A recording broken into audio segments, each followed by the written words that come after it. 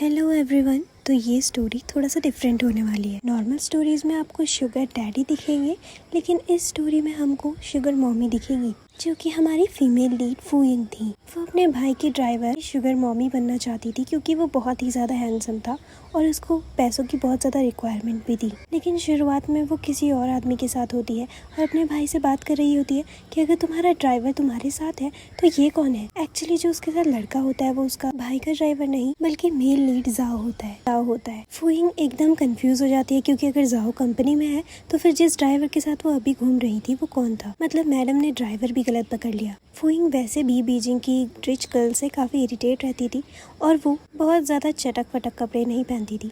इस वजह से उसका काफ़ी लोग मजाक भी उड़ाते थे क्योंकि रिच लोगों के हिसाब से उसके कपड़े ठीक नहीं थे। उसने तो आज तक किसी की पार्टीज में किसी लड़के का हाथ भी नहीं पकड़ा था, जैसे कि रिच लड़कियां करती ही हैं। फूयिंग को ये सब बिल्कुल पसंद नहीं आता है, तो वो सोचती है कि क्या हुआ अगर मैंने किसी लड़के का अभी तक हाथ नहीं पकड़ा है। अब मैं ऐसा हैंडसम लड़का ढूंढूंगी कि सबकी बोलती बंद हो जाए। और फिर उससे जाओ यूजी मिल जाता है जो कि हमारा मेल लीड होता है। फूयिंग को लगता है कि बस ये एक सिंपल सा ड्राइवर है, लेकिन जाओ की फैमिली स्टोरी भी काफी सैड होती है। ऑफ कोर्स ये ड्राइवर वाले जाओ की बात हो रही है, ना कि हमारे मेल लीड जाओ की। जो ड्राइवर जाओ होता है उसके फादर को गैम्बलिंग और ड्रिंकिंग की आदत है और फैमिली की वजह से जाओ को बचपन से ही बहुत ज्यादा प्रॉब्लम्स फेस करनी पड़ी है। तो फूयिंग को लगता है कि बेचारा जाओ पैसे के लिए मजबूरी में काम कर रहा है और उसकी फैमिली उसका फायदा उठाती है। लेकिन अभी वो हमारे मेल लीड जाओ के सामने थी, जो कि अपनी मम्मी से बहुत ज्यादा डांट खा रहा था कि आखिर तुम किसी लड़की को अपने साथ रखते क्यों नहीं हो। मैं इतनी सारी ब्लाइंड डेट्स पर तुम्हें जाने के लिए बोलती हूँ, इतनी अच्छी अच्छी लड़कियां तुम्हारे लिए ढूंढती हूँ, लेकिन तुम आज तक किसी लड़की से मिलने नहीं गए। अब फूयिंग ये सब कुछ चुपके से देख रही थी क्योंकि उसको लग रहा था कि ये उसके भाई का ड्राइवर जाओ है। फिर फूयिंग तुरंत हीरो बन जाती है और जाओ की मम्मी को ऑफर देती है कि मैं आपको 1 मिलियन दूंगी, आप इसको छोड़ दो कि ये मेरा मैन है। फिर जाओ की मम्मी को तो यही चाहिए था कि उसके बेटे की लाइफ में कोई तो लड़की आए, तो वो तो वैसे भी खुश हो जाती है और 1 मिलियन का चेक लिए बिना ही वहाँ से चली जाती है।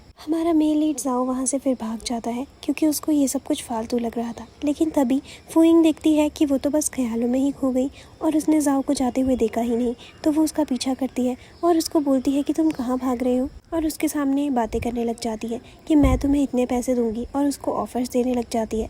लेकिन जाओ को समझ नहीं आ रहा होता है कि ये क्या बोल रही है, क्योंकि जाओ एक प्रेसिडेंट होता है और फूयिंग को बार बार यही लग रहा था कि वो एक ड्राइवर है उसके भाई का। और फिर वो उसको ऑफर देते हुए कह रही होती है कि मेरे भाई के यहाँ तुम्हें सिर्फ 10,000 मिलते होंगे, तुम मेरे साथ रहो तो मैं तुम्हें 50,000 दूंगी, और अगर लोग सवाल करें तो हम बोल देंगे कि हम डेटिंग कर रहे हैं। फूयिंग को लगता है कि उसने जाओ की लाइफ सेट कर दी, लेकिन जाओ को अंदर ही अंदर समझ आ जाता है कि फूयिंग को उसकी असली आइडेंटिटी के बारे में कुछ नहीं पता, इसलिए वो चुप रहकर उसकी बातें एंजॉय करता है और मन ही मन सोचने लग जाता है कि अच्छा है अगर ये ऐसा सोच रही है तो मैं इसके साथ एक्टिंग ही कर लेता हूँ, क्योंकि एटलीस्ट मैं अपनी मम्मी की ब्लाइंड डेट्स से तो बचूंगा, मुझे फालतू लड़कियों से मिलना भी नहीं पड़ेगा। फिर फूयिंग जाओ को अपने घर ले आती है और प्राउडली बोलती है कि अब से ये तुम्हारा घर है, जितना चाहो रहो। उसे लगता है कि जाओ ने तो इतना बड़ा घर कभी देखा भी नहीं होगा, लेकिन जाओ आते ही शार लेने चला जाता है। तो फिर उसका रिएक्शन देखकर फूयिंग खुद कंफ्यूज हो जाती है, क्योंकि ना तो वो इतना बड़ा घर देखकर शॉक्ड हुआ और ऊपर से उसको कैसे पता चल गया कि लग्जरी होम्स का डिजाइन ऐसा होता है कि उसे बाथरूम का ही पता चल गया।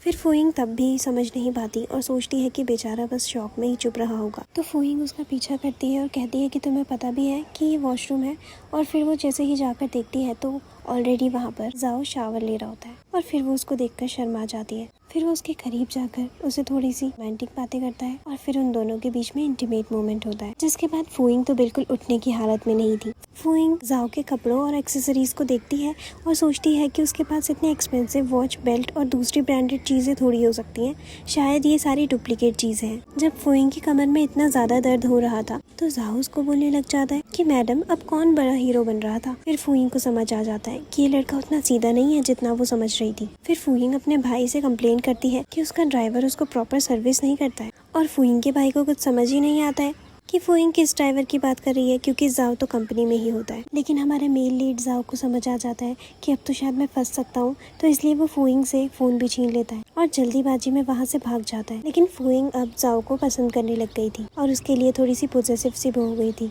एक दिन जाओ क्लब में बैठा हुआ होता है और अपने काफी सारे दोस्तों के साथ होता है, और फूयिंग का भी कोइंसिडेंटली वहाँ पर आना हो जाता है और उसको हमेशा से लगता था कि जाओ बहुत ज़्यादा सीधा साधा है और वो फिर से किसी प्रॉब्लम में फंस गया है। तो इसलिए वो तुरंत उसके पास जाती है और उसको बचाने लग जाती है।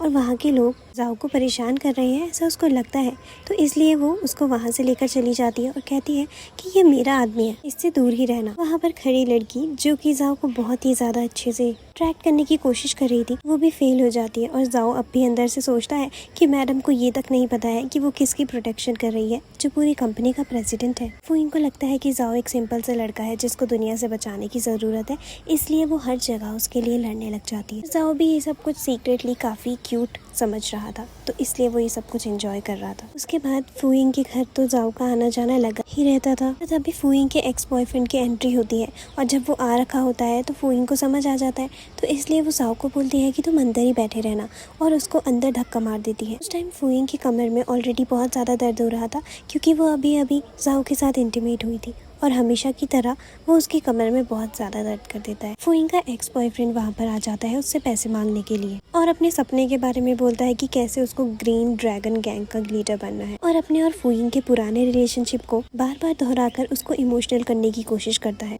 और कहता है कि जब तुम मेरे साथ थी तब तुम्हारे पास पैसे नहीं थे, मैंने तब भी तुम्हारा साथ दिया, लेकिन अब तुम्हारे पास पैसे हैं तो तुम मुझसे अलग हो गई। लेकिन फुइंग को ये सब कुछ बिल्कुल पसंद नहीं आता, क्योंकि उसको पता होता है कि उसके इंटेंशन सिर्फ पैसे कमाना है। वो क्लियरली बोल देती है कि पुरानी बातें खत्म हो चुकी हैं और अब वो उसके साथ कुछ भी नहीं चाहती। और ये सुनकर तो जाओ भी वहाँ से बाहर निकल जाता है, क्योंकि उसको अननेसेसरी प्रॉब्लम फुइंग के लिए पसंद नहीं आ रही होती है, और वो क्वाइटली उस प्रॉब्लम को हैंडल करने का डिसाइड करता है और कहता है कि जब वो तुम्हारे साथ नहीं रहना चाहती है तो तुम यहाँ से चले जाओ। तो फिर फुइंग का एक्स कहता है कि आखिर तुम कौन हो, तो जाओ झूठ बोल देता है और कहता है कि मैं तो इसका बॉयफ्रेंड हूँ और तुम कौन होते हो यहाँ पर आने वाले, और फिर वो लोग उसको भगा देते हैं। फिर फुइंग बहुत ज़्यादा रोती है और फिर जाओ उसके रोने का रीज़न पूछता है, उसको चुप करा रहा होता है।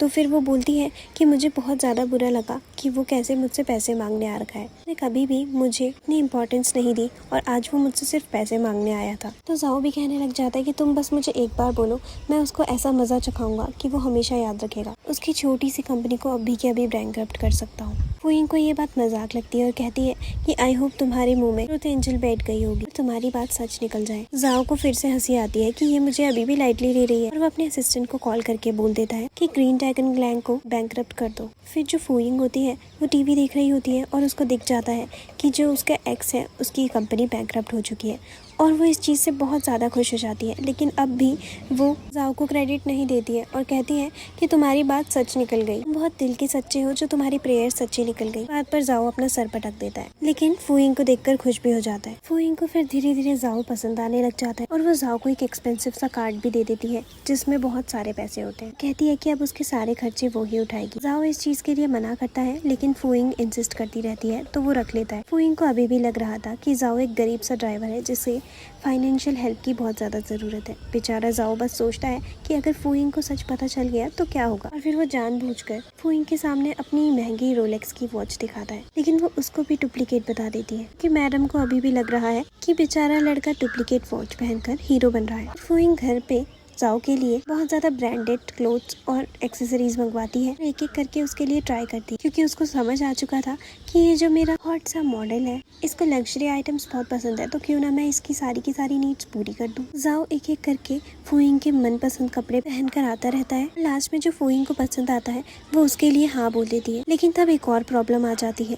जैसे ही वो पेमेंट के लिए कार्ड स्वाइप करती है, पेमेंट कैंसिल हो जाती है और जो शॉप गाइड होती है वो कहती है कि मैम आपका तो बैंक अकाउंट फ्रीज हो चुका है। तो फुइंग इस चीज़ को समझ नहीं पाती है और अपने भाई से पता करने के लिए चली जाती है, और जाओ भी उससे पहले ही अपनी बहुत इंपॉर्टेंट मीटिंग के लिए वहाँ से निकल चुका था। फुइंग को पता चलता है कि उसके भाई का लाइव स्ट्रीम अकाउंट सडनली बंद हो गया है, और उसकी फैमिली में किसी को भी समझ नहीं आ रहा होता कि अकाउंट बंद क्यों हुआ है। बंद ही नहीं बल्कि वो तो बैन हो चुका था। और फिर जब वो जाती है तो उसको पता चलता है कि उन्होंने बीजिंग के पावरफुल जाओ फैमिली के किसी मेंबर को ऑफेंड कर दिया है। फुइंग की बेस्ट फ्रेंड लूना वहाँ पर आ जाती है और कहती है कि अगर तुम्हें अकाउंट वापस चाहिए तो जाओ फैमिली के हायर से कांटेक्ट करना पड़ेगा और वो तुम्हें पार्टी में मिलेंगे कुछ दिन बाद, अब वही तुम्हें बचा सकते हैं। लेकिन वो सिर्फ अपनी फ्रेंड को बुलाकर उसकी बेइज्जती करना चाहती थी और कुछ भी नहीं। लेकिन फुइंग अपनी दोस्त को बहुत ज़्यादा अच्छा मानती थी और दिल से उसको दोस्त मानती थी। फुइंग को ये चीज़ बर्दाश्त नहीं होती है कि कैसे उसके भाई और बाकी के दोस्त लोग रो रहे हैं, तो इसलिए वो उन लोगों के लिए डिसाइड करती है कि वो पार्टी में जाएगी और जाओ फैमिली के हायर से बात करेगी, जिनकी बर्थडे पार्टी ही अगले दिन होती है। और क्योंकि रोजी ने बोल दिया था कि यही एक परफेक्ट चांस है, तो ये चांस वो गंवाना नहीं चाहती थी। फूइंग का गोल अब सिर्फ भाई का अकाउंट बचाना होता है, लेकिन उसे क्या पता था कि जिस आदमी को वो पार्टी में ढूंढने जा रही है वो बिल्कुल उसके सामने ही घूम रहा है, क्योंकि वो हमारा मेन लीड जाओ ही तो है। इधर फूइंग के भाई के अकाउंट बंद होने की वजह से पैसे की प्रॉब्लम बढ़ जाती है। फूइंग को लगता है कि अब वो जाओ को फाइनेंशियली सपोर्ट नहीं कर पाएगी।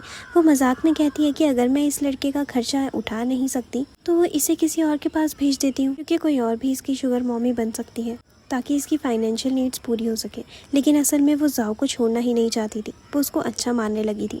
उसे डर होता है कि अगर वो उसकी केयर नहीं करेगी तो जाओ फिर से अपनी फैमिली प्रॉब्लम्स में फंस जाएगा। इसलिए वो अपने एक दोस्त को कॉल करके जाओ के बारे में सब कुछ बता देती है और कहती है कि मैं इसको अब नहीं रख पा रही हूँ, तो क्या तुम इसको रख लोगी।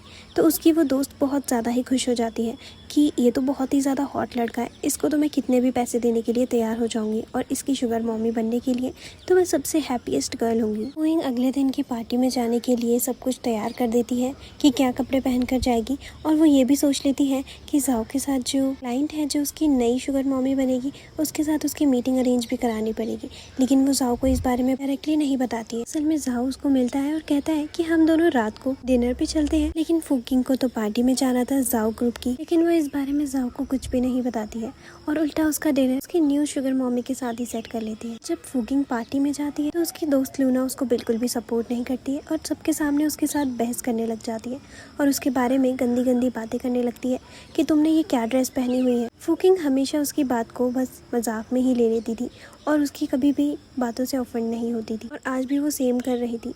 और वो इधर इग्नोर करके एक आदमी के पास जाती है, क्योंकि वो सोच रही होती है कि लूना इससे बात कर रही है तो शायद यही जाओ ग्रुप के हायर होंगे, और आज मैं अपने भाई को बिल्कुल फेल नहीं कर सकती हूँ, मुझे उसके लिए कुछ भी करना ही पड़ेगा, और ना ही मैं जाओ को खोना चाहती हूँ, तो ये अपॉर्चुनिटी तो मिस नहीं कर सकती हूँ। इसी वजह से वो उस आदमी के पास चली जाती है, उसको मिस्टर जाओ समझकर, लेकिन वो जाओ नहीं कोई और ही होता है, और फिर वो भी उसकी बेइज्जती कर देता है और लूना भी उसका पूरा का पूरा साथ देती है। लोग उसको नीचे गिरा देते हैं और जब फूकिंग नीचे गिरती है तो उसका कोट भी उतर जाता है, जिसे उठाकर अब वो बिल्कुल भी लूना की बातें बिल्कुल मजाक में नहीं ले रही थी, क्योंकि उसे समझ आ चुका था कि ये बस अब एक नॉर्मल मजाक नहीं रह गया है, बल्कि ये तो मेरी सेल्फ रिस्पेक्ट की बात हो चुकी है। वो लोग फिर से फूकिंग को बुली करने लग जाते हैं, तभी वहाँ पर जाओ टाइम पर पहुँच जाता है और फूकिंग को बुली होने से बचा लेता है। उसको उठाता है और उसके ऊपर कोट डाल देता है। फूकिंग एक्टिंग करती है और कहती है कि मैं तुम्हें नहीं जानती हूँ। जाओ फिर कहता है कि तुम मेरे साथ ऐसा क्यों कर रही हो, तुम मुझे इग्नोर कर रही थी, तुमने मुझे बोला था कि तुम डिनर पे आओगी लेकिन तुम नहीं आई। और तभी फिर लूना कहने लगती है फूकिंग अच्छा तो ये तुम्हारा ड्राइवर बॉयफ्रेंड है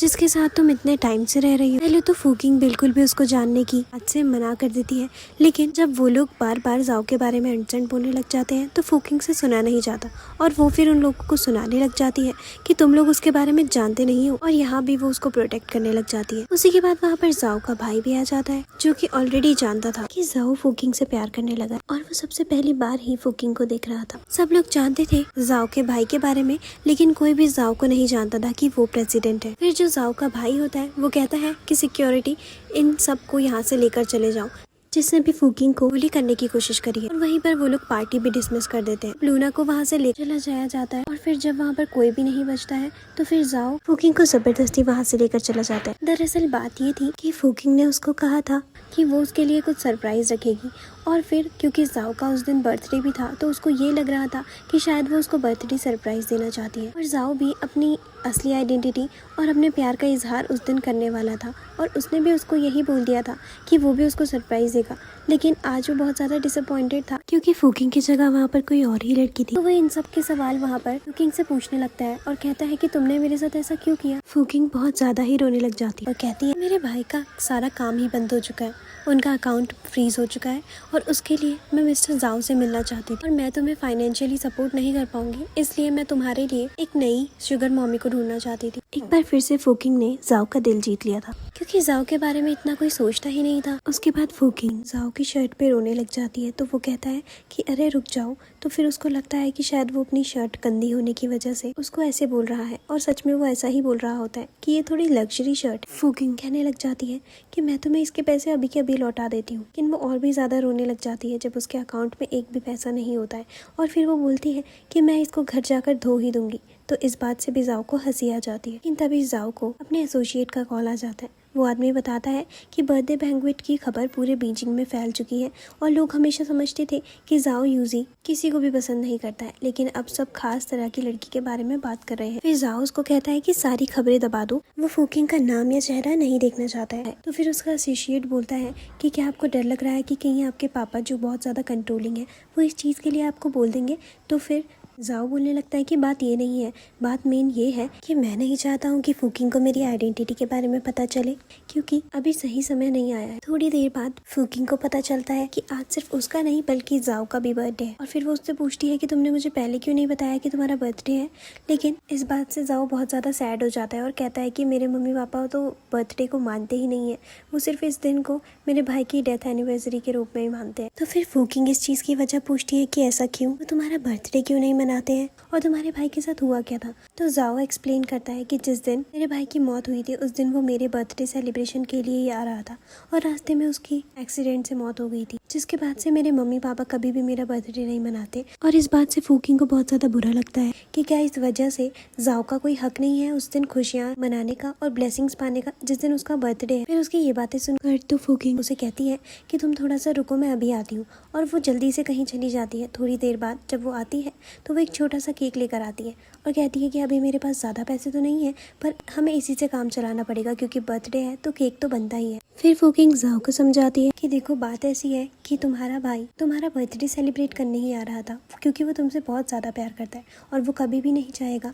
कि उनकी मौत की वजह से तुम कभी भी अपनी खुशियाँ ना मनाओ, इसलिए हम तुम्हारा बर्थडे मनाएंगे। और फिर वो वहाँ पर सभी को बुलाकर कहने लग जाती है कि आज जाओ का बर्थडे है, प्लीज इसको विश करो। और जाओ कहता है कि ऐसा मत करो, सब हमें पागल समझेंगे। लेकिन फिर भी कुकिंग उसकी बात नहीं मानती है। इतने सारे अनजान लोगों से ब्लेसिंग्स मिलते देखकर जाओ की आंखों में छिपी सी थोड़ी सी उदासी कम हो जाती है और फूकिंग खुशी से कहती है कि देखा मैंने कहा था ना कि तुम्हें ब्लेसिंग्स जरूर मिलेगी। और उसी के बाद जाओ जैसे ही अपने केक के कैंडल्स ब्लो करने वाला होता है तभी फूकिंग एक लाइटर से बम फोड़ देती है, जिसकी वजह से जाओ का चेहरा एकदम काला हो जाता है और फिर धुआं उड़ता है और जैसे ही उसकी शक्ल दिखती है तो वो एकदम जोकर लग रहा होता है और उसे देखकर फिर कुकिंग हंसने लग जाती है। अगले दिन जाओ अपने ऑफिस में होता है और उसको अपने पापा की पुरानी बातें याद आने लगती है कि कैसे उन्होंने कहा था कि उसके भाई की जगह वो क्यों नहीं मर गया था, और वही बातें आज तक उसके मन में चुभ रही थी क्योंकि आज उसका बर्थडे जो था। कुकिंग को अभी उसके परिवार की सच्चाई नहीं पता थी, लेकिन उसकी छोटी सी कोशिश ने पहली बार जाओ को अपने बर्थडे पर खुलकर मुस्कुराने का मौका दिया था। उसी के बाद जो फूकिंग होती है जाओ को कॉल करके कहने लग जाती है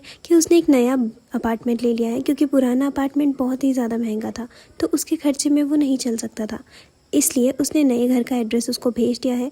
और फिर वो बोलती है कि तुम यहाँ पर आओ या ना आओ ये तुम्हारी मर्जी है, लेकिन अगर तुम साथ रहने आओगे तो तुम्हें मेरी बातें माननी पड़ेगी। और वो साफ कह देती है कि अगर तुमने फिर से फालतू पैसे उड़ाए तो मैं तुम्हें सच में दूसरी कंपनी में ट्रांसफर कर दूंगी, मेरे पास रोते हुए मत आना। अभी वहाँ पर जाओ का असिस्टेंट भी आ जाता है और वो पहली बार खुलकर मानता है कि फूकिंग की बातें भले ही सीधी और कभी कभी अजीब होती है, लेकिन उसकी बातें सुनकर हंसी जरूर आती है। फूकिंग के साथ रहते हुए जाओ का मन हल्का रहता है और वो पहले से काफी बेहतर महसूस करता है। अब क्योंकि फूकिंग अपना महंगा अपार्टमेंट छोड़कर छोटे घर में जा रही है तो जाओ यूजी भी अपनी अमीर पहचान छिपाने की तैयारी करता है।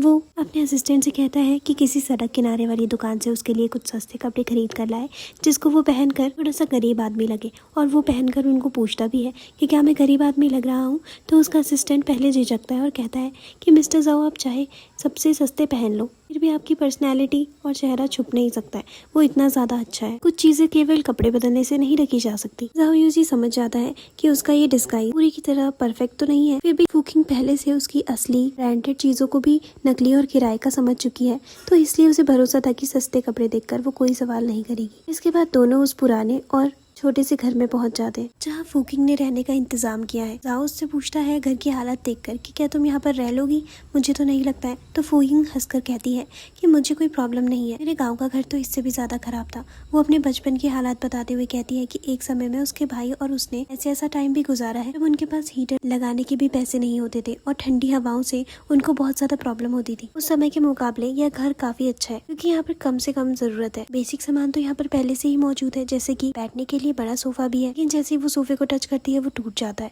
लेकिन जाओ फिर भी उसको डिमोटिवेट नहीं होने देता है और कहता है कि इसको मैं जोड़ सकता हूँ। उसको फूकिंग कहती है कि तुम इसको नहीं जोड़ सकते, मुझे तो नहीं लगता। तो फिर जाओ कहता है कि मैं अभी दिखाता हूँ और उसके बाद फिर वो उसको फिक्स करने लग जाता है। सोफ़ा फिक्स करने के बाद वो कहता है कि मैंने इसको एकदम बिल्कुल ठीक कर दिया है, तो बैठ के तो देखो। और फिर फूकिंग पहले उसके ऊपर ट्रस्ट नहीं कर रही होती है, फिर बैठ जाती है, लेकिन वो सोफ़ा नहीं टूटता। और फिर जैसे ही जाओ उसके ऊपर बैठता है वो सोफ़ा टूट जाता है और फिर वो दोनों के दोनों एक दूसरे के मुंह पर देखते हैं। तो फूकिंग सोचने लग जाती है, अब जैसा भी हो ये तो मेरा ही है, जिसको पालना तो पड़ेगा ही। फिर घर ठीक करते हैं दोनों के दोनों और साथ में फिर घर साफ करने के बाद वहाँ पर दोनों को भूख लग जाती है, तो वो दोनों के दोनों इंस्टेंट नूडल्स और ऐसी चीजें ही खाने लग जाते हैं कि अभी उनके पास किचन का सामान नहीं था। अभी फूइंग को उसके भाई का कॉल आ जाता है। कॉल उठाने से पहले वो जाओ को कह देती है कि बिल्कुल भी आवाज मत करना, लेकिन बहुत ज्यादा फनी लगता है जब वो कॉल उठा देती है और पीछे से जाओ बहुत आवाज करके इंस्टेंट नूडल्स खाने लग जाता है और फूइंग को बार बार मना कर रही होती है कि ऐसा मत करो। वो अपने भाई को बिल्कुल भी प्रेशर नहीं देना चाहती थी, इसलिए वो बोलती है कि मैं तो एक रेस्टोरेंट में बैठी हुई हूँ, आप बिल्कुल भी टेंशन मत लेना, आप ठीक तो हो ना। उसका भाई कहता है कि मैं देखना कितना अच्छा कमबैक करूंगा और तुम्हें ऐसी जगह पे नहीं रहना पड़ेगा, ये मेरा वादा है तुमसे। तब भी फूकिंग अपने भाई को थोड़ा सा भी डिमोटिवेट नहीं होने देती और कहती है कि मैं तो एकदम खुश हूँ और मजे में जी रही हूँ, आप प्लीज अपना ध्यान रखना। उसके बाद कॉल कट जाता है। जाओ उसको खाने की चीजें देता है लेकिन वो मना कर देती है, तो फिर वो कहता है कि तुम्हें ये चीज पसंद नहीं है। तो फिर फूकिंग कहती है कि बात पसंद की नहीं है, बात इसकी है कि मेरा भाई इतना परेशान है, मैं यहाँ पर खा भी नहीं पा रही हूँ, मुझे उनकी बहुत ज्यादा याद आ रही है। वो कहती है कि जब हमारे घर के हालात बहुत ज्यादा बुरे थे बचपन में, तब मेरा भाई मेरे लिए चुपके से अच्छा अच्छा खाना लेकर आता था और अपने बदले का भी मुझे ही खिला देता था। जाओ उसको दिलासा देकर कहता है कि बुरा टाइम हमेशा नहीं रहता है, ये जल्दी से ओवर हो जाएगा। उसके बाद वो खाना कंटिन्यू करते हैं। कई जगह कोशिश करने के बाद भी फूकिंग को जॉब नहीं मिल रही होती है। वो बहुत ज्यादा परेशान हो जाती है, लेकिन उसे उसकी दोस्त का कॉल आ जाता है, जो कि उसकी दोस्त वेवे होती है, वही दोस्त जिसे फूकिंग जाओ की शुगर मॉमी बनाने वाली थी। वेवे कहती है कि उसे पता चला कि फूकिंग के पास इतने दिनों से पैसों की कमी थी, उसके पास एक बहुत अच्छी जॉब है जिसमें ज्यादा एजुकेशन की जरूरत भी नहीं है, बस एक अमीर फैमिली के घर में क्लीनिंग करनी होगी और वो पैसे देने के लिए काफी अच्छे भी है। फूकिंग बहुत ज्यादा खुश हो जाती है और उसको थैंक यू बोलती है। उसी के बाद फिर जाओ उन्हीं कपड़ों को पहनकर फूकिंग के सामने आ जाता है, जो कि फूकिंग ने उसके लिए खरीदे थे और उसको अपनी तरफ अट्रैक्ट करने लग जाता है। तो फूकिंग भी उसकी तरफ दौड़ी चली जाती है। अगले दिन फूकिंग इंटरव्यू के लिए बहुत ही रिच घर में चली जाती है और उसे पता नहीं होता है कि वो जाओ फैमिली में जा चुकी है। ना ही उसने इस बारे में जाओ को कुछ बताया था और न ही जाओ ने इस बारे में कुछ सुना था। इतना बड़ा घर देखकर तो फूकिंग की आंखें ही खुली की खुली रह जाती है। उसे लगता है कि असली अमीर लोग का घर ऐसा ही होता है। स्टाफ बताता है मिस लू की रिकमेंडेशन से उसके 3 इंटरव्यू राउंड्स पहले ही क्लियर हो चुके हैं, बस मैडम की अप्रूवल बाकी है। वो एक फुल कॉन्फिडेंस में बोलती है कि लोगों को इम्प्रेस करना उसके लिए कोई बड़ी बात नहीं है। घर के अंदर सू वांकिंग, जो कि जाओ की मदर होती है, वो अपने हस्बैंड जाओ जेंग, जो कि जाओ के फादर हैं, उनके आने की तैयारी कर रही होती है। वो स्टाफ से घर साफ करवाती है और उनकी favourite dish soya sauce chicken तक बनवाती है, क्योंकि उनके हस्बैंड को जरा से भी दिक्कत हुई तो घर में फिर कलेश हो सकता है। वो बताती है कि शादी के बाद उसने इस फैमिली में बहुत कुछ सहा है। फाइनेंशियली उनका मायका भी स्ट्रांग नहीं है, इसलिए कोई उनकी बात को सीरियसली नहीं लेता है। उनका एक बेटा है जो कि मर चुका है और इसी वजह से वो हर बात पर ब्लेम चुपचाप से सह लेती है। तभी फूकिंग क्लीनिंग जॉब के लिए अंदर आती है और फिर सू वांकिंग को देखते ही शॉक हो जाती है। ये वही मूवमेंट होती है जिसे कि फूकिंग ने पहले जाओ के साथ देखा था और सोचा था कि ये उसकी रिच स्पॉन्सर है। फूकिंग का दिमाग फिर से पुरानी मिसअंडरस्टैंडिंग में चल पड़ता है, लेकिन अच्छी सैलरी देखकर वो सोच लेती है कि चलो जॉब के लिए थोड़ा एडजस्ट कर लेंगे। और सू वांकिंग फूकिंग से पूछती है कि वो उसे क्या बुलाएगी और वो उल्टा शॉक भी हो जाती है कि आखिर मैं अब क्या करूं, ये तो मेरे बेटे की गर्लफ्रेंड है और शायद इसको कुछ पता भी नहीं है। फूकिंग तुरंत बोलती है कि आप मेरी बॉस हो तो मैं आपको सिस्टर ही बुलाऊंगी। सू वांकिंग को थोड़ा ये अजीब सा लगता है, लेकिन वो उसको वापस से सिस्टर ही बोलने लग जाती है। फिर जाओ की मम्मी सू वांकिंग चुपके से जाकर जाओ को कॉल करके बताती है कि उसकी गर्लफ्रेंड घर आ चुकी है और क्लिनिक जॉब के लिए अप्लाई कर रही है। जाओ ऑफिस में होता है और एकदम शॉक हो जाता है। वो मम्मी को वार्निंग देता है कि फूकिंग को अभी उसकी असली आइडेंटिटी नहीं पता है, इसलिए कुछ रिवील मत करना और जो मांगे उसकी बात मान लेना। इंटरव्यू से पहले सू वांकिंग ने फूकिंग की इंजर्ड फीट पर देख लिया था, जो कि फॉर्मल ड्रेसअप की वजह से उसने हील्स पहनी थी, जिसकी वजह से उसके पैर पर ब्लिस्टर हो गया था। सू वांकिंग तुरंत फर्स्ट एड बॉक्स मंगवाकर उसका पैर ठीक करने लगती है और फिर उसकी केयर देखकर फूकिंग बहुत ज्यादा इमोशनल हो जाती है और ऑलमोस्ट उसे अपनी मम्मी समझने लगती है। लेकिन तभी वहाँ पर जाओ भी आ जाता है और फूकिंग उसे देखकर बोलने लग जाती है कि तुम यहाँ पर क्या कर रहे हो, और फिर उसे अपनी मिसअंडरस्टैंडिंग के साथ बोलती है कि वो उसकी पुरानी रिच मैडम से लड़ने नहीं आई है, बस जॉब लेने आई है। फूकिंग अपना रेज्यूमे सू वांकिंग को देती है, लेकिन जाओ यूजी सीक्रेटली अपनी माँ को सिग्नल कर रहा होता है कि इसे जॉब मत देना। सू वांकिंग एक्सक्यूज बनाती है कि उनके घर के क्लीनर के लिए बहुत सारी स्किल्स चाहिए। सबसे पहले वो बोलती है कि एक ट्रैक्टर चलाना आना चाहिए। फूकिंग एकदम अपना ट्रैक्टर लाइसेंस निकाल देती है, जिसको देखकर सू वांकिंग और जाओ दोनों शॉक हो जाते हैं। फिर रिक्वायरमेंट और बढ़ाई जाती है ताकि वो लोग फूकिंग की इस जिद को छुड़वा सके और उसे जॉब के लिए ना कर सके। वो एलिवेटर रिपेयर, वेल्डिंग और पता नहीं क्या क्या चीजें बोल देते हैं। और सबसे गजब की बात तो यही होती है कि फूकिंग हर बार सर्टिफिकेट निकाल देती है। उसके सर्टिफिकेट्स का बंडल देखकर लगता है कि मैडम क्लीनिंग जॉब नहीं पूरी कंपनी संभालने आई है। एंड में जो सू वांकिंग होती है उसके नेल्स देखकर फूकिंग बोलती है कि मुझे मैनिक्योर भी आता है और अपना उसका भी सर्टिफिकेट निकाल देती है। कहती है कि सिस्टर, मुझे लगता है कि आपने काफी टाइम से मैनिक्योर नहीं किया है और आपको अपने ऊपर ध्यान देना चाहिए। अब सू वांकिंग के पास कोई ऑप्शन नहीं बच जाता है और जाओ को भी बहुत ज्यादा शॉकिंग महसूस होता है। अब तो वो लोग कुछ कर ही नहीं सकते और उनको जबरदस्ती फूकिंग को जॉब में रखना ही पड़ता है। और तभी फिर वहाँ पर जाओ के पापा जाओ जेंग भी घर आ जाते हैं, जिसे देखकर फूकिंग सोचने लग जाती है कि ये शायद सू वांकिंग का कोई रिच ओल्ड बॉयफ्रेंड है। और वो उसे गागा बोलकर ऑर्डर देने लगती है और कहती है कि तुम्हें मिस्टर सू वांकिंग के कपड़े धोने पड़ेंगे, और धोने ही नहीं बल्कि सुखाने और उनकी केयर भी करनी पड़ेगी। फिर जाओ के पापा का गुस्सा 7th फ्लोर पर पहुंच जाता है, लेकिन फूकिंग को कोई फर्क नहीं पड़ता है। और जाओ के पापा को ये लग रहा होता है कि आखिर ये हो क्या रहा है। और फिर वो जब उसे घर से निकलने को कहते हैं तो फूकिंग उल्टा सू वांकिंग को बोलती है कि सिस्टर, आप इसको कंट्रोल में रखा करो, आदमी को ज्यादा सर पर चढ़ाने की जरूरत नहीं है। फिर वो जाओ जेंग से सू वांकिंग के पैर दगवाने और पानी लाने को भी कह देती है। बेचारा सू वांकिंग का हस्बैंड समझ ही नहीं पाता कि उसके घर में ये सब क्या चल रहा है। सू वांकिंग भी पहली बार सब कुछ एंजॉय कर रही होती है और जाओ भी अपने पापा को ऐसे देखकर बड़ा एंजॉय कर रहा होता है। और फिर जाओ की मम्मी बाद में फूकिंग को एक बड़ा सा रूम दिखाती है। फूकिंग हैरान हो जाती है कि हाउसकीपर को भी इतना बड़ा रूम मिल सकता है। वो पूछती है कि क्या वो यहाँ रह सकती है और सू वांकिंग तुरंत हाँ कर देती है और वो कहती है कि अब फूइंग उसकी अपनी सिस्टर जैसी है और चाहे तो अपने फैमिली मेंबर्स को भी बुला सकती है। सू वांकिंग बताती है कि इतना बड़ा घर होने के बाद भी वो अक्सर अकेली रहती है और उसका बेटा घर नहीं आता है। और वो ये सारी बातें जाओ को वहाँ पर सुना रही होती है और वो चाहती थी कि उनके बेटे के साथ फूकिंग सोए, इसलिए वो बोलती है कि तुम दोनों इसी कमरे में रहो क्योंकि ये बहुत बड़ा रूम है। जब जाओ की मम्मी सू वांकिंग बता रही होती है कि इतना बड़ा घर होने के बाद भी उनका बेटा घर नहीं आता है और कॉल तक नहीं उठाता, तो फूकिंग बिना उसे देखे उसे बदतमीज डिक्लेयर कर देती है और बोलती है कि अगर वो आपको परेशान करे ना तो मुझे बताना, मैं उसकी क्लास लगा दूंगी। उसी के बाद फिर जाओ की मम्मी कहती है कि अब बहुत ज्यादा रात हो चुकी है तो मैं चलती हूँ, लेकिन उससे पहले भी वो लोग बात करने लग जाते हैं।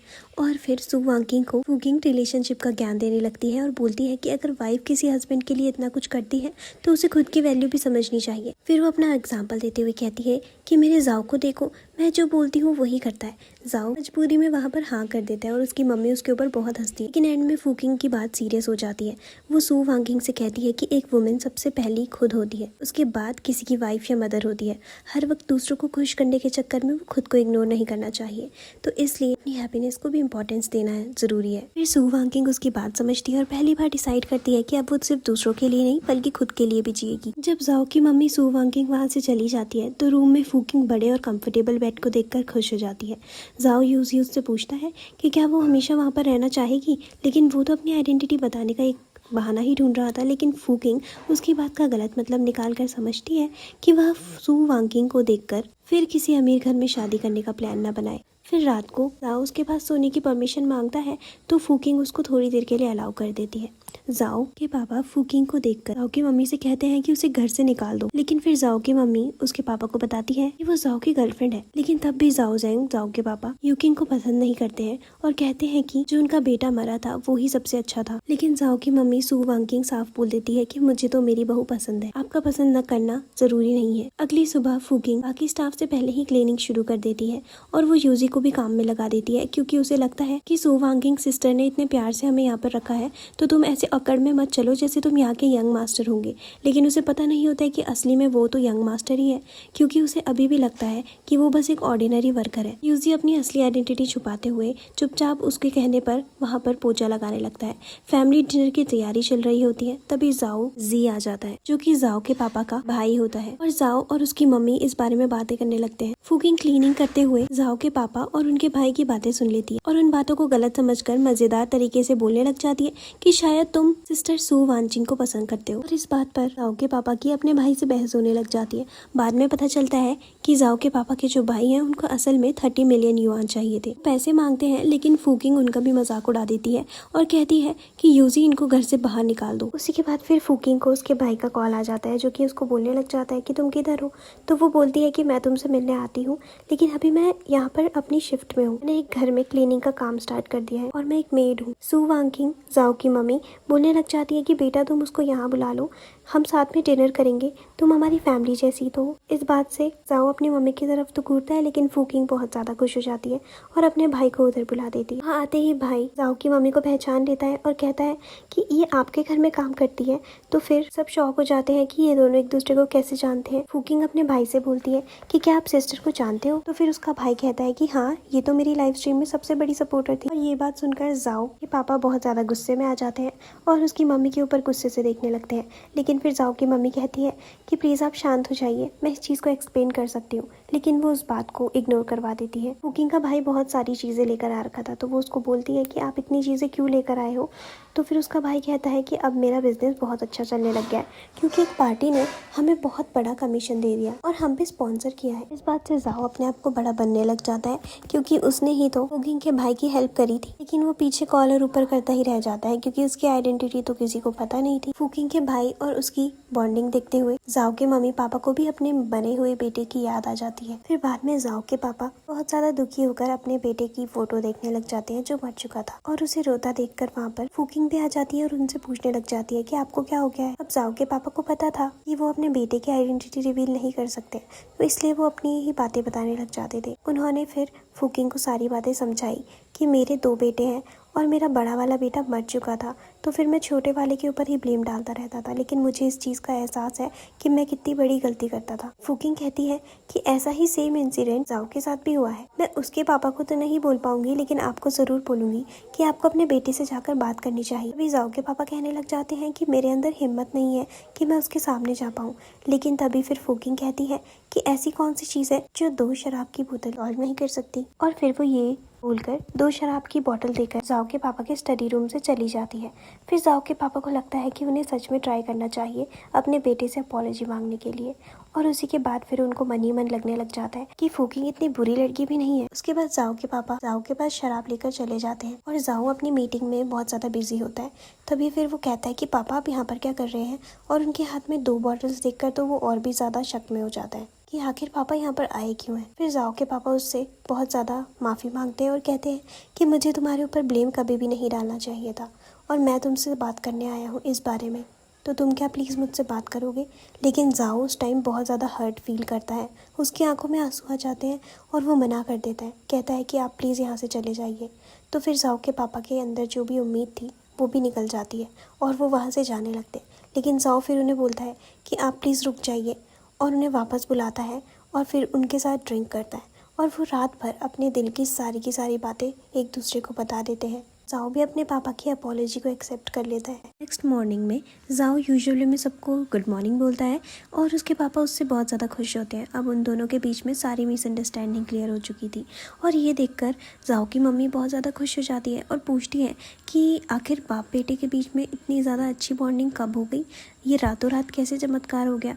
तो फिर जो जाओ के पापा होते हैं वो कहते हैं ये सारा का सारा थैंक फूकिंग का है, मेरी प्यारी सी डॉटर इन लॉ। जाओ की मम्मी बहुत ज़्यादा खुश हो जाती है इस बात से और उसी के बाद फिर वो लोग डिसाइड करते हैं तीनों के तीनों कि अब हमें जाओ की आइडेंटिटी उसको बता देनी चाहिए। उसी के बाद फिर वहाँ पर फूकिंग भी आ जाती है और जाओ की मम्मी उसको इनडायरेक्टली पूछती है कि क्या वो उनके साथ रहकर खुश है और फिर फूकिंग हैप्पीली बोलती है कि हाँ मैं बहुत ज़्यादा खुश और हाँ कंफर्टेबल हूँ। फिर वो लोग बहुत ज़्यादा खुश हो जाते हैं। फिर फैमिली धीरे धीरे उसकी आइडेंटिटी रिवील करने की कोशिश करते हैं। वो पूछते हैं कि अगर बीजिंग की रिचेस्ट जाओ फैमिली में भी के साथ इतना अच्छा बिहेवियर करा जाए तो क्या वह उनका घर जाना चाहेगी। तो फिर फूकिंग पहले तो कहती है कि इतनी रिच फैमिली में कौन नहीं जाना चाहेगा, सब खुश होते हैं। लेकिन अगले ही मोमेंट वो जाओ फैमिली को ब्लैक हार्टेड इविल्स कहने लग जाती है और कहती है कि उसके हिसाब से जाओ फैमिली के ओल्ड चेयरमैन यानी कि जाओ के पापा बहुत ज़्यादा डोमिनेटिंग है और उनका क्राउन प्रिंस एक स्पॉइल्ड और यूजलेस ब्रैट है। वो कहती है कि पूरे जाओ फैमिली में भी एक अच्छा इंसान नहीं है और आयरनी तो ये होती है कि वो ये सारी की सारी बातें जाओ फैमिली के ही सामने बोल देती है जिसकी वजह से टेबल पर कंप्लीट साइलेंस हो जाता है। फैमिली ऑकवर्डली बस उससे खाना खाने को कहकर टॉपिक चेंज कर देती है। फूकिंग के जाने के बाद फैमिली एक दूसरे को ब्लेम करती है। जाओ अपने पापा को याद दिलाते हैं कि उन्होंने बिना पूरी सिचुएशन समझे फूकिंग के भाई के अकाउंट को बंद कर दिया था, क्योंकि जाओ की वजह से ही फूकिंग के भाई का अकाउंट बैन हो गया था। क्योंकि जाओ के पापा ने इसलिए उनका अकाउंट बैन किया था क्योंकि जाओ की मम्मी उनको वहाँ बहुत ज़्यादा देखती थी, जिसकी वजह से जाओ के पापा को जेलस फील होता था कि कैसे वो लड़कों को देख सकती है। जाओ के पापा उल्टा जाओ की मम्मी को ब्लेम करने लगते हैं कि उसने लाइव स्ट्रीम पर इतने पैसे स्पेंड क्यों करे, इसलिए उन्हें लगा कि कोई गलत रिश्ता न चल रहा हो। फाइनली सब एग्री करते हैं कि फूकिंग की करंट ओपिनियन देखते हुए अभी आइडेंटिटी रिवील करना रिस्की है, इसलिए ट्रुथ को थोड़ा देर के लिए हाइड करना ही बेटर होगा। अब फैमिली का नेक्स्ट मिशन होता है फूकिंग के माइंड से जाओ फैमिली की नेगेटिव इमेज हटाना। जाओ सजेस्ट करता है कि फूकिंग को जाओ ग्रुप में जॉब दिलाए ताकि वो कंपनी और एम्प्लॉयज़ को खुद देख सके, लेकिन जाओ की मम्मी को लगता है कि इतनी बड़ी कंपनी में डायरेक्टली जॉब देने से आइडेंटिटी रिवील हो सकती है। तब उन्हें याद आता है कि फूकिंग काफ़ी टाइम से जॉब्स के लिए रेज्यूमे भेज रही थी, शायद उसने जाओ ग्रुप या उसकी किसी कंपनी में भी अप्लाई किया हो, इसलिए एचआर को उसका रेज्यूमे सर्च करने का ऑर्डर दिया जाता है। हेडक्वार्टर्स में एचआर और डिज़ाइन के डिपार्टमेंट में फूकिंग का रेज्यूमे ढूंढने में लग जाते हैं। सारे एम्प्लॉयज़ बस एक नाम ढूंढ रहे होते हैं जो होता है फूकिंग। उनका सरनेम फू वाले सारे एप्लीकेंट्स चेक करने पड़ते हैं। हंड्रेड्स ऑफ फाइल्स सर्च करने के बाद भी करेक्ट कैंडिडेट नहीं मिलती। फाइनली एक एम्प्लॉय को फूकिंग की जैसी फोटो वाली रेज्यूमे मिलती है, लेकिन फोटो में लड़की थोड़े ज़्यादा हैवी लग रही होती है, इसलिए पहले वो उसको रिजेक्ट करने लगते हैं। फिर सोचते हैं कि हो सकता है कि रेज्यूमे के टाइम उसका वेट डिफरेंट रहा हो। वो ओल्ड रिक्रूटमेंट रिकॉर्ड्स और डिफरेंट प्लेटफॉर्म्स का 3 ईयर ओल्ड डेटा तक चेक करते हैं। सुपरवाइज़र बोनस डबल करने का प्रॉमिस करता है और कहता है कि आज रेज्यूमे नहीं मिला तो डिपार्टमेंट को ओवरनाइट काम करना पड़ेगा। आखिर एक एम्प्लॉय को फूकिंग का करेक्ट रेज्यूमे मिल जाता है और पूरा डिपार्टमेंट रिलीफ चला जाता है। कुछ टाइम बाद फूकिंग को टाइड ग्रुप से इंटरव्यू का कॉल मिलता है। वो शॉक्ड होती है कि उसका रिज्यूमे शॉर्टलिस्ट हो गया है। जाओ की मम्मी भी एक्साइटेड होती है और बताती है कि टाइड चाइना की टॉप होटल डिज़ाइन कंपनीज में से एक है। वो फूकिंग के इंटरव्यू के लिए प्रॉपर क्लोथ्स प्रिपेयर करने लगती है। फूकिंग इनिशियली तो बोलती है कि अब उसके पास अच्छी जॉब है और स्टेबल क्लीनिंग जॉब है, इसलिए वो वहाँ ही कंफर्टेबल है, लेकिन जाओ की मम्मी समझाती है कि क्लीनिंग टेम्प्रेरी जॉब हो सकती है, जबकि उसके टैलेंट के हिसाब से करियर बनाना ज़्यादा इंपॉर्टेंट है। फूकिंग गलत समझ लेती है कि शायद वो उसे हाउसकीपर की जॉब से निकालना चाहती हैं और कहती है कि क्या आप मुझसे खुश नहीं हैं।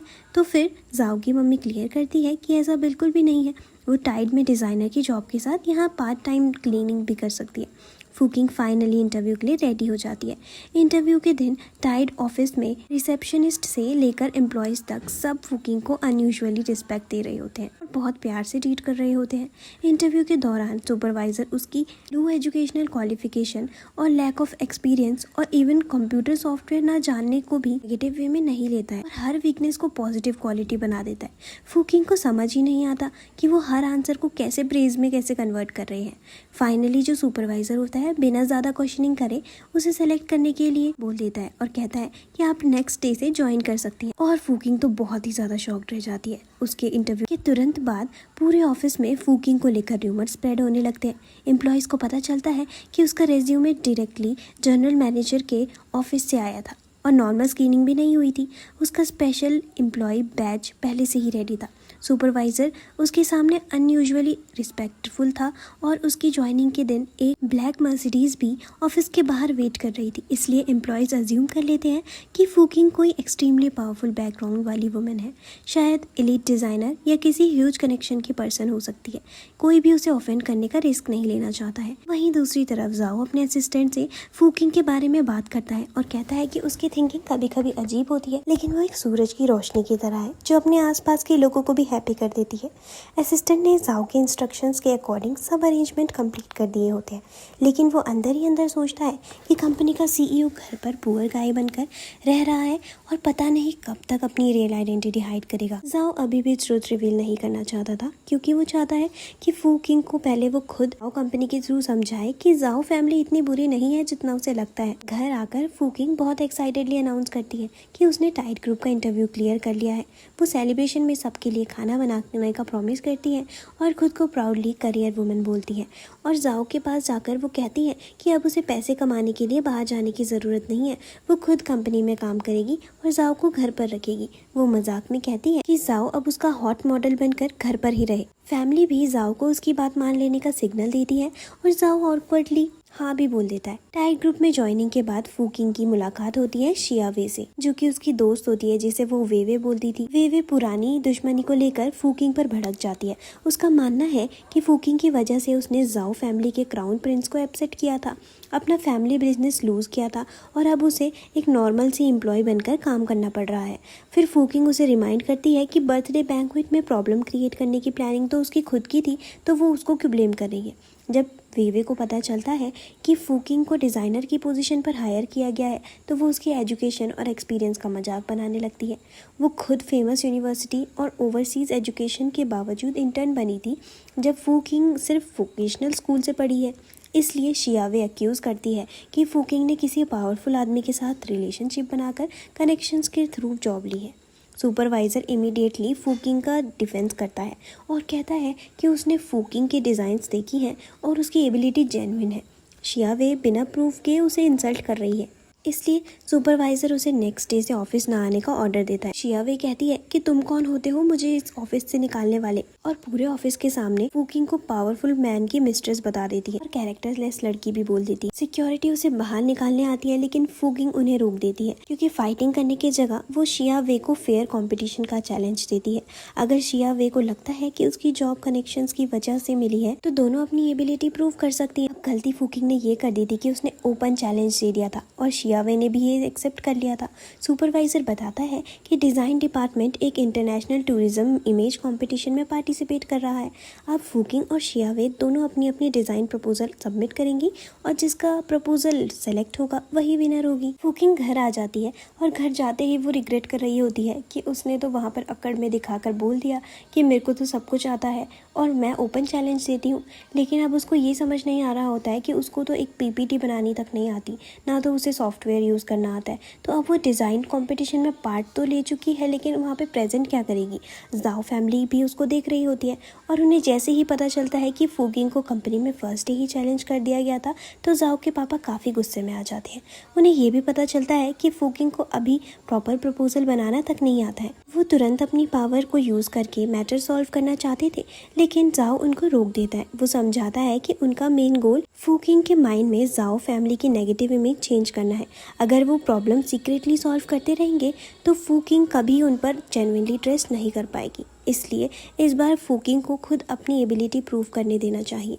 जाओ के पापा बहुत ज़्यादा वरीड तो थे, लेकिन फाइनली इंटरफेयर नहीं करते हैं। ऑफिस में भी कंपटीशन की न्यूज़ स्प्रेड हो जाती है। एम्प्लॉयज़ शॉक्ड होते हैं कि न्यू एम्प्लॉय फूकिंग ने डायरेक्टली चीफ डिज़ाइनर शियावे को चैलेंज कर दिया है। सबको याद होता है कि फूकिंग का रेज्यूमे जनरल ऑफिस से आया था, उसका स्पेशल बैच था और ऑफिस के बाहर सिटीज़ भी आई थी, इसलिए वो ऑलरेडी मिस्टीरियस एम्प्लॉय बन चुकी थी। दूसरी तरफ शियावे डिज़ाइन डिपार्टमेंट की स्ट्रॉन्गेस्ट डिज़ाइनर और प्रीवियस कंपटीशन की विनर थी। लोग अज्यूम करते हैं कि फूकिंग के पास प्रॉपर डिज़ाइन एजुकेशन भी नहीं है, इसलिए उसका शियावे को चैलेंज करना उन्हें जोक लगता है। कंपटीशन में दोनों को अपने प्रपोजल्स प्रेजेंट करने होते हैं और जजेस के स्कोर्स के बेसिस पर विनर डिसाइड होना था। घर पर जाओ फूकिंग के डिज़ाइंस ड्राफ्ट देखता है और मानता है कि उसकी ड्राइंग्स जेन्युइनली प्रोफेशनल है। फूकिंग फिर भी नर्वस होती है और कहती है कि सिर्फ अच्छी ड्राइंग से कंपटीशन नहीं जीता जा सकता है। जाओ उससे पूछता है कि अगर उसे इतना ही डर है तो वो शियावे के साथ बेट क्यों लगा चुकी है। तो फिर फूकिंग हैरान होती है कि उसे बेट के बारे में कैसे पता। जाओ मजाक में कहता है कि उसके इमोशंस उसके फेस पर क्लियरली दिखते हैं। फिर वो फूकिंग को प्रपोजल लिखना और अपने डिज़ाइन को प्रॉपरली प्रेजेंट करना सिखाता है। प्रिपरेशन के दौरान दोनों काफ़ी क्लोज बैठते हैं, जिससे फूकिंग का हार्ट फास्ट बीट करने लगता है। वो खुद भी कंफ्यूज हो जाती है कि जाओ के पास आते ही उसकी हार्ट बीट इतनी फास्ट क्यों हो रही है, लेकिन फिर कंपटीशन की प्रिपरेशन पर फोकस कर लेती है। कंपटीशन के दिन वेन्यू पर सब शियावे की अचीवमेंट्स की बात कर रहे होते हैं।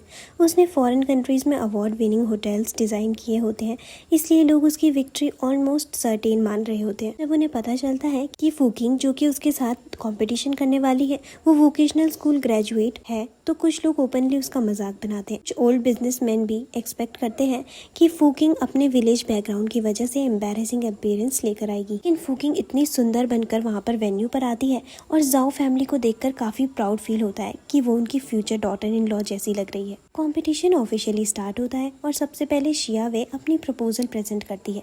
उसका डिजाइन यूरोप की एक पीसफुल एरिया में लग्जरी रिजॉर्ट बनाने पर बेस्ड होता है और वो डिजाइन को नेचर के साथ कंबाइन करके गेस्ट को सिटी लाइफ से दूर पीसफुल वेकेशन एक्सपीरियंस देना चाहती है। ऐसा वो अपना आइडिया बता रही होती है अपनी प्रेजेंटेशन के दौरान कि प्रेजेंटेशन बहुत प्रोफेशनल होती है, जिससे जजेस और ऑडियंस इतने ज्यादा इम्प्रेस हो जाते हैं कि उसके लिए तालियां भी बजने लगती है। जाओ फैमिली भी एक्सेप्ट कर लेती है कि शिया वे जेन्युइनली टैलेंटेड है। जाओ के पापा को वो डिजाइन सच में पसंद आता है और आइडिया भी। जाओ के पापा फिर सजेस्ट करते हैं कि वो फूकिंग की हेल्प कर सकते हैं, लेकिन जाओ मना कर देता है और बताता है कि फूकिंग कंपटीशन के लिए 3 रात से प्रॉपर्ली सोई तक नहीं है, इसलिए उसकी मेहनत को सीक्रेटली रिजल्ट चेंज करके वेस्ट करना नहीं चाहिए।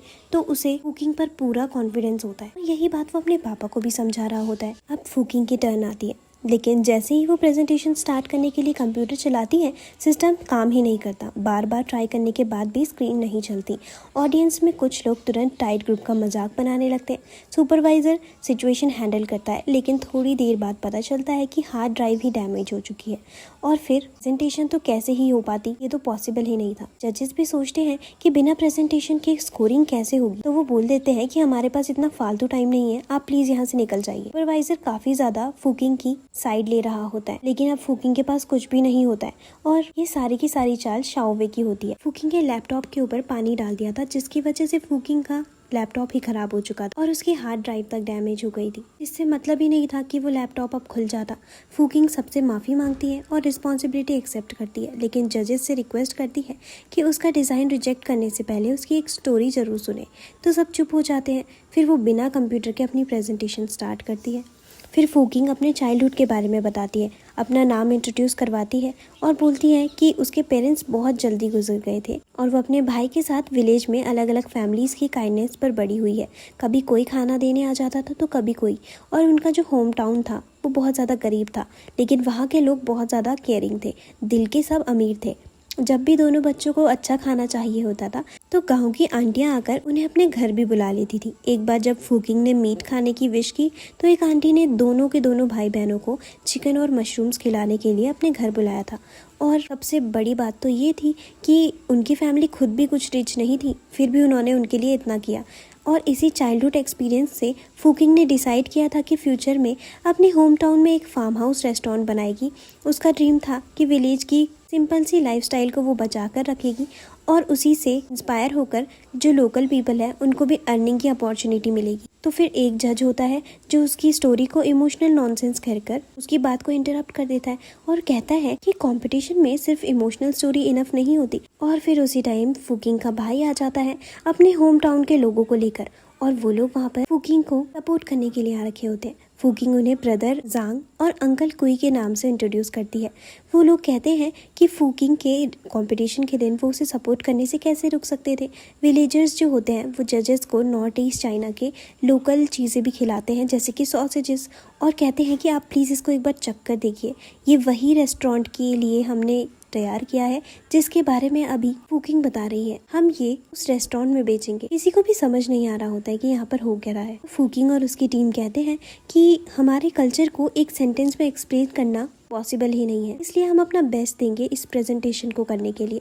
फूकिंग फिर अपना एक्चुअल डिज़ाइन एक्सप्लेन कर देती है, क्योंकि कहीं से उसको हेल्प मिल जाती है और उसका वहाँ पर डिज़ाइन प्रोजेक्ट होने लगता है और ये हेल्प कोई और नहीं बल्कि जाओ ही करके गया था। फिर जजेस फाइनली फूकिंग के डिज़ाइन को देखने लगते हैं और फिर फूकिंग कहती है कि मैं मानती हूँ कि मेरा आइडिया लग्जरी रिजॉर्ट जैसा हाई एंड नहीं है, लेकिन टूरिज्म का मतलब सिर्फ एक्सपेंसिव होटल और लग्जरी नहीं होता।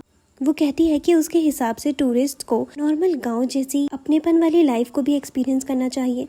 और फिर वो अपने हाथ से बनाए हुए डिज़ाइंस में विलेज के ओल्ड हाउसेस को होम स्टे में कन्वर्ट करने का कॉन्सेप्ट बताती है। इसकी वजह से लोगों को अपनापन फील हो सके कि वो वहाँ पर जितने भी टाइम रहे फार्म का फूड खा सके और एक फुल एक्सपीरियंस ले सके और लोकल विलेजर्स के साथ फार्मिंग एक्टिविटीज भी कर सके। उसका गोल एक सिंपल और पीसफुल लाइफस्टाइल प्रोवाइड करना होता है। फिर फूकिंग कहती है कि हर इंसान की लाइफ में बहुत मेहनत होती है, लेकिन एंड में सबको एक ऐसी जगह ही चाहिए होती है जहाँ उन्हें पीस मिले और घर के जैसा कंफर्ट मिले। इस प्रेजेंटेशन के बाद सब बहुत ज़्यादा शॉक्ड रह जाते हैं, क्योंकि वो सब उससे इम्प्रेस हो चुके थे। और फिर जब रिजल्ट अनाउंस करते हैं तो विनर कोई और नहीं बल्कि हमारी फीमेल लीड फूकिंग ही होती है।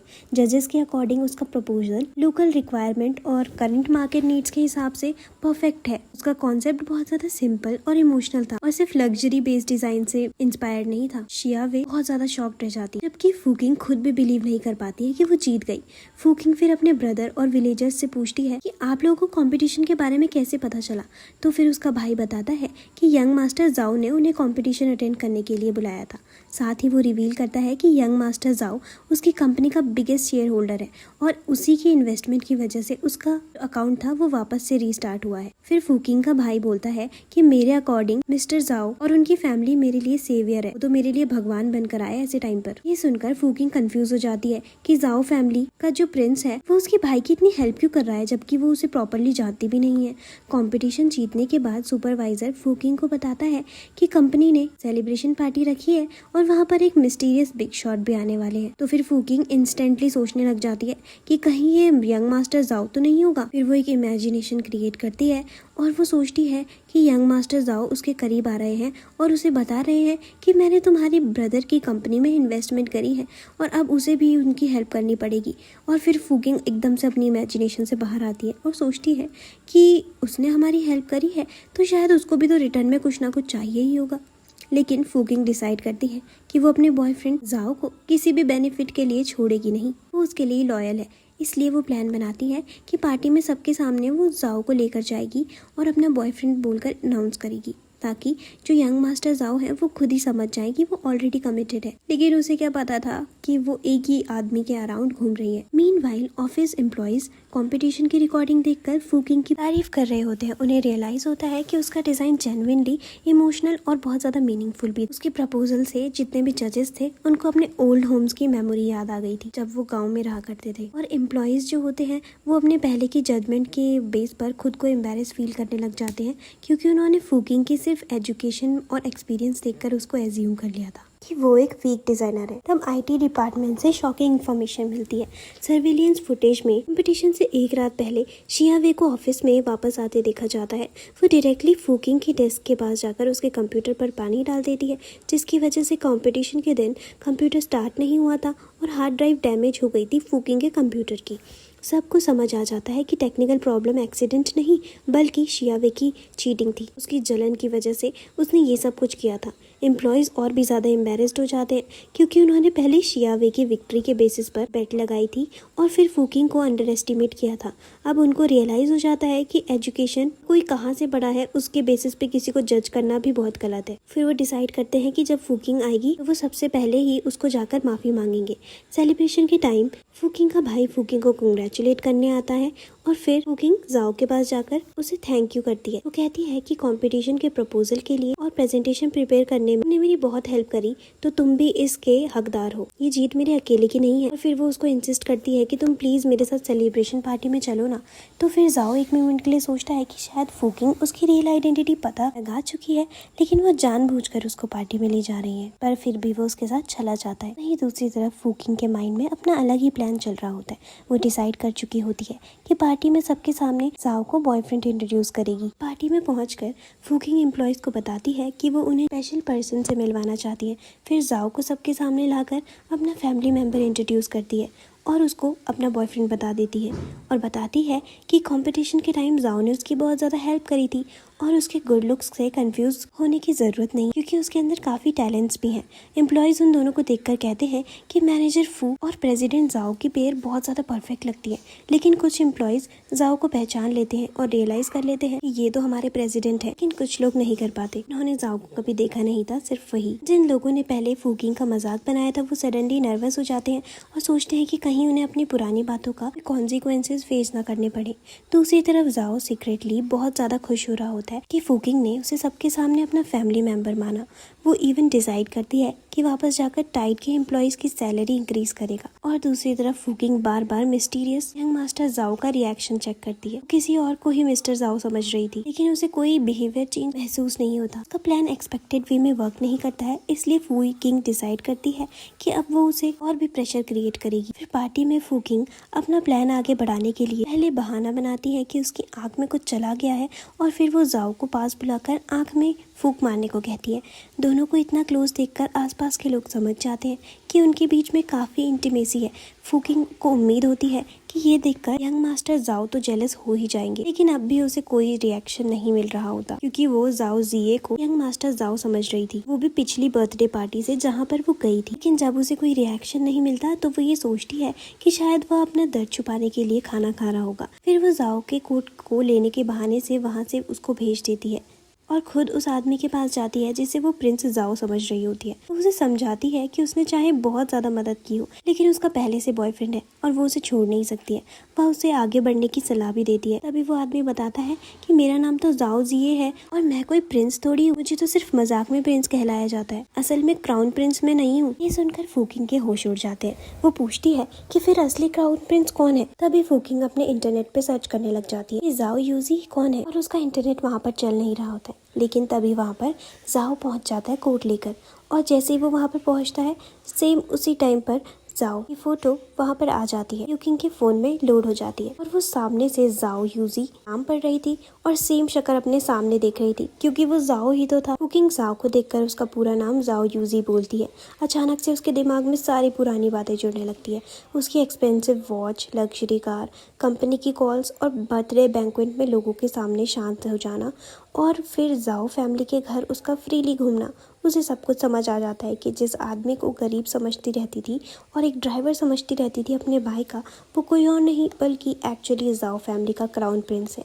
शौक इतना ज़्यादा होता है कि वो वहीं बेहोश हो जाती है। जाओ उसे तुरंत हॉस्पिटल लेकर चला जाता है। हॉस्पिटल में जाओ को बहुत ज़्यादा टेंशन हो रही होती है तो वो डॉक्टर से फूकिंग की कंडीशन पूछता है। डॉक्टर उसे बाहर बात करने के लिए बुलाते हैं। इसी बीच फूकिंग की आंखें खोल देती है और वो खुद ही में सोचने लग जाती है कि उसने सही समय पर बेहोश होने की एक्टिंग कर ली और अब उसका ये प्लान होता है कि जाओ के वापस आने से पहले ही वो हॉस्पिटल से भाग जाए।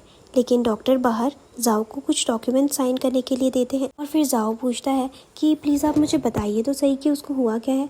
तो फिर वो बोलते हैं कि आपकी वाइफ को कुछ भी नहीं हुआ है और वो एक्टिंग कर रही है। और उसी टाइम पर फूकिंग चुपके से साइड से निकल रही होती है, लेकिन जाओ की उससे नज़र मिल जाती है और फिर वो भागने लग जाती है और फिर वो बिना साइन करे ही उसके पीछे भागने लगता है। फूकिंग हॉस्पिटल में छिपते हुए मेन एग्जिट तक पहुंच जाती है, लेकिन वहां पर गार्ड्स उसे रोक लेते हैं और वो दूसरी तरफ से भी भागने की कोशिश करती है, लेकिन वहां पर भी गार्ड्स रोक देते हैं। गार्ड्स बताते हैं कि सीईओ जाओ ने साफ ऑर्डर दिया है कि मिस वू को उसके पास वापस लेकर आना है। फूकिंग ये सुनकर और डर जाती है और फिर जाओ को बहुत ज़्यादा डेंजरस समझने लगती है। उसे लगता है कि अब वो उसे बहुत बुरी तरीके से पनिश करेगा और वो अपने भाई को कॉल करके इमोशनल तरीके से कहती है कि वो अपना ख्याल रखे और कम शराब पिए। एक्टिंग कर रही होती है जैसे वो आखिरी बार अपने भाई से बात कर रही होगी। फिर खुद को हिम्मत देते हुए डिसाइड करती है कि अगर जाओ ने उसे पकड़कर कुछ किया तो वो भी आखिरी दम तक फाइट करेगी। आखिर जाओ ने उसे पकड़ ही लिया। फिर फूकिंग तुरंत अपनी सफाई देना शुरू कर देती है और कहती है कि उसने उसे गलती से अपने भाई का गरीब ड्राइवर समझ लिया था, इसलिए वो उसकी मदद करने लगी है, उसका कोई गलत इंटेंशन नहीं था। इसके बाद वो जाओ यूजी की खूब तारीफ करती है और कहती है कि उसमें शुरू से ही नोबिलिटी और स्पेशल पर्सनालिटी थी, लेकिन वो उसकी असली आइडेंटिटी पहचान नहीं पाई। वो झूठ बोलती है कि अपनी गलती समझने के बाद उसने खुद को कई थप्पड़ भी मारे। फिर जाओ सिक्योरिटी कैमरास का नाम लेकर उसका झूठ पकड़ लेता है। फूकिंग फिर माफ़ी मांगती है और दोबारा बेहोश होने का ड्रामा करती है। जाओ समझ जाता है कि फूकिंग अभी भी सच को एक्सेप्ट नहीं कर पा रही है, इसलिए वो उसे बताता है कि पिछले कुछ महीनों से उसने पूरी जाओ फैमिली को बदल कर रख दिया है। फिर वो साफ करता है कि जिसे वो सिस्टर समझती रही ना, वो उसकी असली में माँ है और जिसे वो बड़ा गागा समझ रही थी ना, वो उसके पापा हैं। ये सुनकर फूकिंग का शौक और भी बढ़ जाता है और फिर जाओ उसको बताता है कि उसकी माँ ने फूकिंग को अपनी डॉटर इन लॉ मान लिया है, इसलिए अब उसके साथ जाकर मैरिज सर्टिफिकेट बनवाना होगा। अगर वो शादी नहीं करना चाहती तो उसे 10 बिलियन देने पड़ेंगे। फूकिंग इस रकम से भड़क जाती है और उसे लालची इंसान कहती है। वो याद दिलाती है कि उसने इतने समय तक उसके लिए कपड़े और पॉकेट मनी इतनी सारी चीज़ें दी थी और उसको कभी नुकसान भी नहीं पहुंचाया।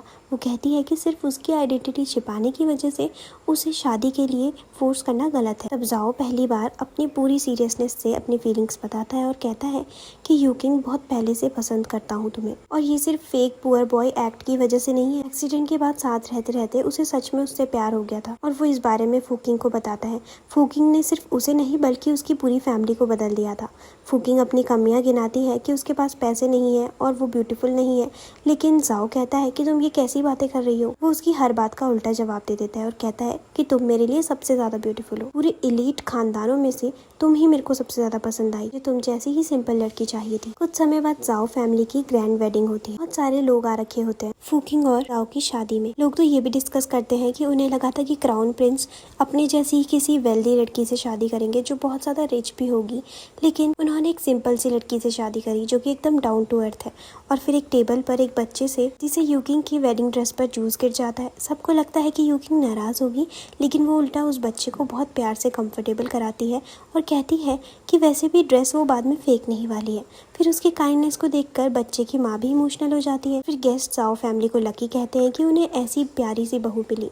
साथ ही वो जाओ को और यूकिंग की बॉन्डिंग भी नोटिस करते हैं। कैसे जाओ बार बार अपनी नजर यूकिंग पर ही अटका चुका था। वेडिंग सेरेमनी खत्म होने के बाद फूकिंग थककर कंप्लेन करती है कि जाओ फैमिली के इतने सारे रूल्स और रिलेटिव्स से मिलने के बाद वो बहुत ज्यादा थक चुकी है। ये काफी ज्यादा फॉर्मेलिटीज हैं। और फिर जाओ उसको बोलता है कि अगर वो बाकी एक्टिविटीज में पार्टिसिपेट नहीं करना चाहती तो दोनों चुपचाप से वेडिंग से भाग सकते हैं। कुकिंग तो थी ही शरारती, तो उसे ये आइडिया बहुत ज़्यादा एक्साइटिंग लगता है और फिर दोनों वहाँ से निकलने लगते हैं। लेकिन कुछ कदम बाद ही सिक्योरिटी गार्ड्स उनका रास्ता रोक लेते हैं। फूकिंग शॉक्ड होकर पूछती है कि उनका सीक्रेट एस्केप प्लान सबको कैसे पता चल गया। सिक्योरिटी कैप्टन समझाता है कि गार्ड्स का काम ही आसपास की हर चीज़ पर नज़र रखना है। अगर यंग मास्टर और मैडम एक दूसरे के कान में भी कुछ बोले तो उन्हें अंदाज़ा हो जाता है कि कुछ प्लान हो रहा है। वो खुद तो नया सिक्योरिटी कैप्टन बताते हुए अपना नाम भी बोलता है और फिर उसका नाम होता है जाओ यूजी। इसे सुनकर फूकिंग जाओ की तरफ देखकर बोलती है जाओ यूजी और बहुत जोर जोर से हंसने लग जाती है। और फिर वो रियलाइज करती है अब तो उनका शादी से चुपचाप से भाग जाने वाला प्लान भी शुरू होने से पहले ही खत्म हो चुका था। लेकिन सबसे अच्छी बात ये थी कि अब सब कुछ लास्ट में ठीक हो चुका था। जाओ काफी टाइम से अपनी आइडेंटिटी बताना चाहता था और वो फूकिंग को अब पता चल चुकी थी और वो दोनों के दोनों अब शादी कर चुके थे। और यहीं पर ड्रामा की एंडिंग भी हो जाती है, वो भी बहुत हैप्पी तरीके से।